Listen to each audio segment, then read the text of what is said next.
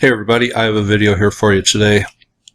Now we are flying into Teotihuacan in Mexico, and I have made previous videos on Teotihuacan, but I think this place deserves special attention. I think there are a few places around the world that there are more questions than answers about the origin of the place, maybe Baalbek and Giza and Easter Island, and Tiwanaku and Pumapunku in Bolivia. But Teotihuacan is one of those places where pretty much the civilizations that came in here said that this place was already in antiquity when they arrived. So I don't think there has been an adequate explanation put forward on when these were built and by who, and I think it's still a big mystery. And we are down on the Avenue of the Dead here on Street View.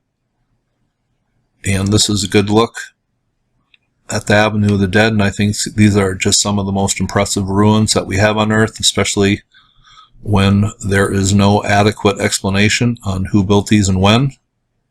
And it seems these pyramids were built over time, where there's structures beneath what we see today. But I will leave links to all the videos I have made on Teotihuacan. And I am going to play a clip now from Manly Hall that's going to take up the rest of the video, and I like 98% of what he says about Teotihuacan, and he kind of talks about how history is viewed and talks about just the antiquity of Teotihuacan and the mystery of it, and I kind of like what he says. So instead of me rambling here, I'm just going to play that clip, and hope you enjoy it, and you have a nice day. Experience. Not far from the city of Mexico are the famous pyramids of the sun and moon at San Teotihuacan. These pyramids, which most of you have seen at least reproduced in pictures, are monumental structures, obviously planned, well executed by a highly intelligent group of artisans and architects. So we can assume that we meet three of these archaeologists standing at the foot of the Pyramid of the Sun. We turn to the American archaeologist and we say, when were these pyramids built? And if he is a forthright man, he will say, probably, we really do not know. But you must certainly have some opinion on the matter. Oh yes, we have that. Where facts are few, opinions are numerous. Well, when do you think they were built? Well, I would think, says the American archaeologist, that they were probably built about the 12th century A.D. Perhaps the 10th. And if we want to get very, very optimistic and run into danger of strong criticism from headquarters, we can suspect perhaps as early as the 7th or 8th century. But certainly they are post-Christian in their monumental construction. But why do you say that? Well, we say it because it was not until the rise of the Tarascan peoples and other groups in the Great Plateau of Mexico, until they had reached a certain culture level, they could not have produced these monuments. They have to be recent. So you then turn to the Mexican archaeologist and you say, what is your opinion? And he will say, well, we do not really know either. But from our researching and from our thought, we suspect that these monuments are older than the American school believes.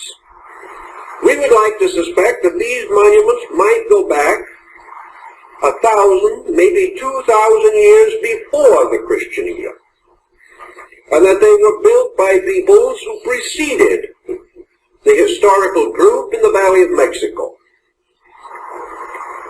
This assumes, of course, the existence of a pre-Aztec culture in this area.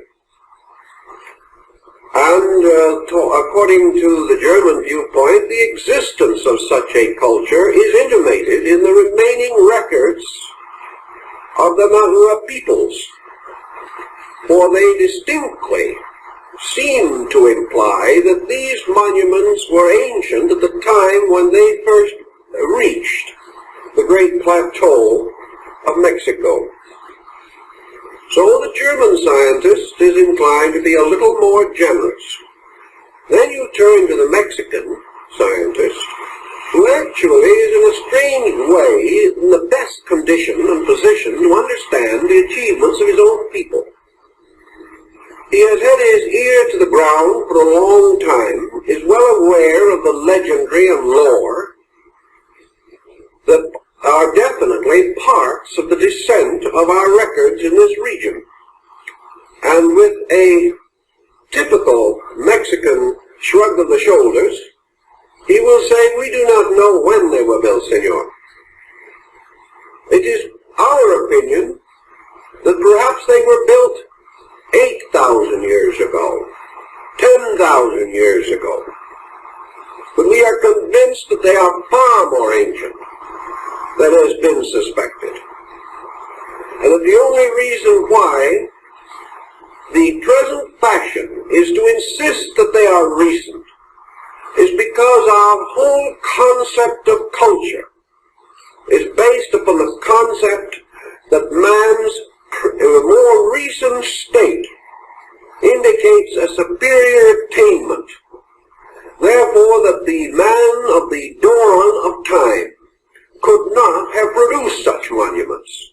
Our picture of him does not permit him to have such ingenuity and advancement.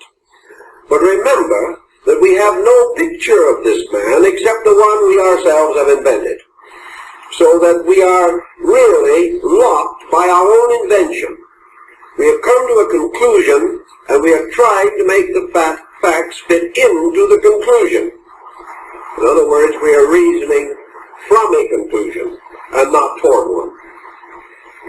This is, generally speaking, the attitude in nearly all parts of the world relating to ancient monuments. The modern materialistic school insisting upon everything being recent. The more conservative Teutonic mind being a little slower to arrive at such an end or finding, and the native peoples, whether scholarly or unscholarly, uniting in the concept of an extraordinary antiquity to certain of their most famous monumental structures. We do, of course, in some cases, enjoy native records. Our present tendency, however, is to assume that most natives are liars from the beginning, that either they have no knowledge of their own antiquity, or have gone off into romancing and into myth and folklore to the degree that their records are not reliable. Actually, however, when we go back beyond a certain point, we have only mythology, only legendary, and only lore. If we eliminate these completely, we simply have no contact at all with man prior to the dynastic rise in Egypt.